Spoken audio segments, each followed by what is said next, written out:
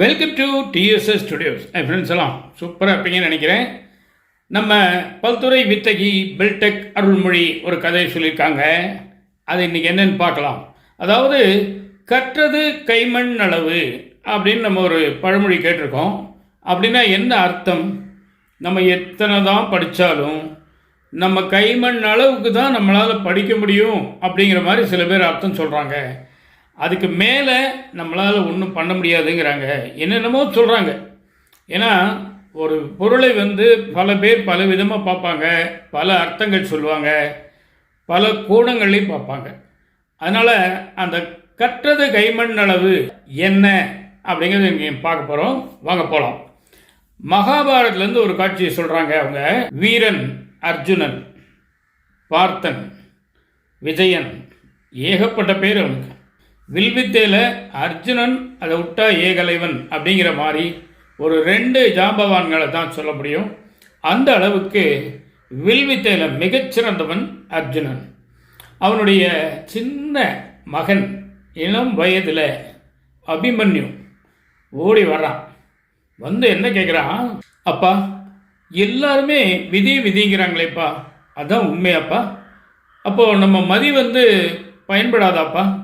எதுப்பா சிறந்தது? எல்லாரும் அப்படி சொல்கிறாங்க, எனக்கு பெரிய சந்தேகமாக இருக்குது அப்படின்னு அந்த சின்ன குழந்தை கேட்குது. அப்போ அர்ஜுனன் சிரிச்சுக்கிட்டே அர்த்தபுஷ்டியோடு ஒன்று சொல்கிறார். வா, நான் உனக்கு விளக்குறேன் அப்படின்னு சொல்லிட்டு ஒரு கைப்பிடி மண்ணை அள்ளு அப்படிங்கிறார்.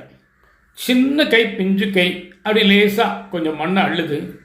அள்ளினோடனே இப்போ இந்த கையில் மண் இருக்கு இல்லையா, இதை அப்படியே நீ மெல்ல நசுக்கு, அதை அப்படியே உருட்டி பிசைகிற மாதிரி பண்ணுங்கிறார்.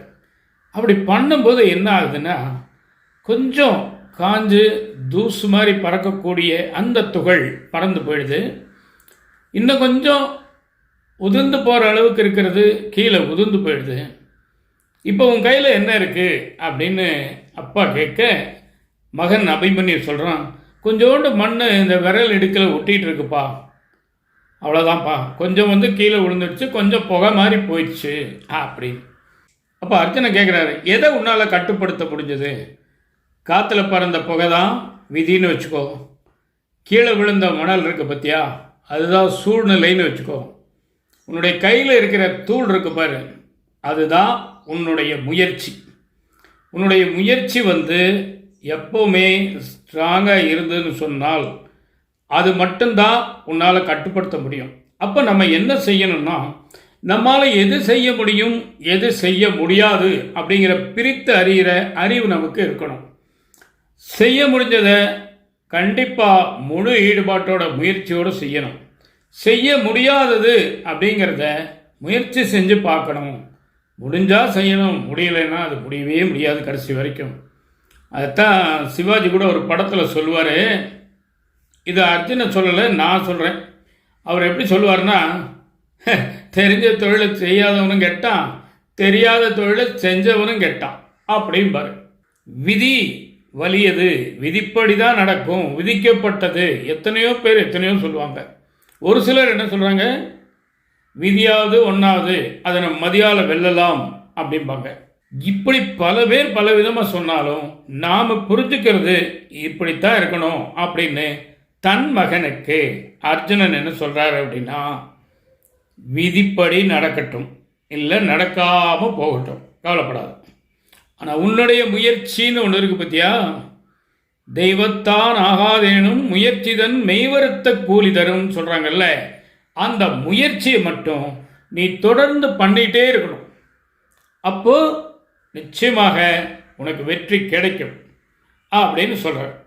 அப்போ இதுலேருந்து நாம் என்ன தெரிஞ்சுக்கலாம் அப்படின்னா, விதிப்படி இருக்கோ இல்லையோ அது ஒரு பக்கம் இருக்கட்டுங்க, நமக்கு மதி இருக்கோ இல்லையோ அதுவும் ஒரு பக்கம் இருக்கட்டுங்க, நமக்கு என்ன நோக்கமோ அதை நோக்கி நம்ம பயணிச்சுக்கிட்டே இருக்கணும். அந்த பயணத்தில் சோர்வு இருக்கக்கூடாது, தளர்ச்சி இருக்கக்கூடாது, சலிப்பு இருக்கக்கூடாது, அலுப்பு இருக்கக்கூடாது. என்ன இந்த வாழ்க்கை என்று அழுத்துக்க கூடாது.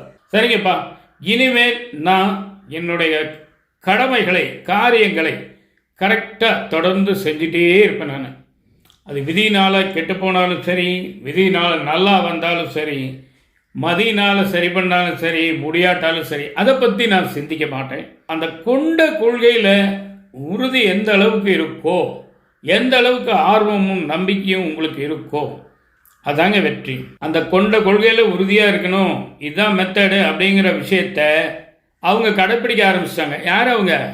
பல்துறை வித்தகி பில்டெக் அருள்மொழி. அப்போ அவங்க கேட்குறாங்க, நீங்கள் எப்போ ஆரம்பிக்க போகிறீங்க அப்படின்னு.